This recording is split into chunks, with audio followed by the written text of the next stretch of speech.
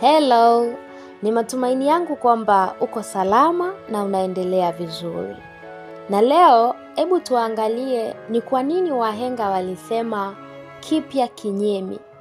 Je, wahenga hawaamini macho yao au sisi ndo hatuamini kinachotokea?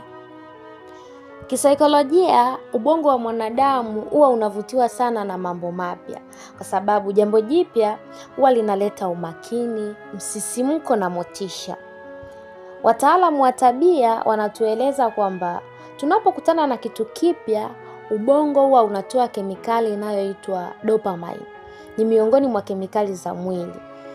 Kemikali hii huwa ni kwa ajili ya kudhibiti hisia za furaha, motisha, umakini na tabia ya kutafuta mafanikio. Na ndio maana unapopata kazi mpya, biashara mpya, simu mpya au unapoanzisha mahusiano mapya, huwa unaonekana mwenye furaha na mahusiano hayo yanaonekana ni ya kuvutia sana pale mwanzoni. Lakini baada ya muda fulani unaanza kuona ile furaha au ule mvuto wa kile kitu unapotea. Hii ni hali ya kawaida sana kwa binadamu yoyote na wala sio udhaifu.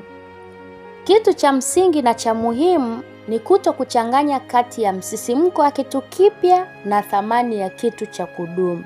Kwa sababu mara nyingi tunapenda kitu kwa sababu tu ni kipya, si kwa sababu ni bora zaidi na si kwa sababu kina matokeo mazuri baada ya muda mrefu. Na matokeo yake, ubongo ukishakizoea, msisimko unapungua na kile kipya kinyemi kinakuwa ni cha kawaida sana.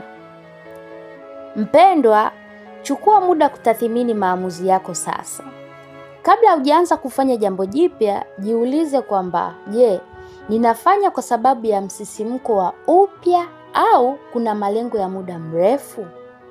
Na usikimbilie kuacha ulichonacho kwa sababu tu hamasa imepungua.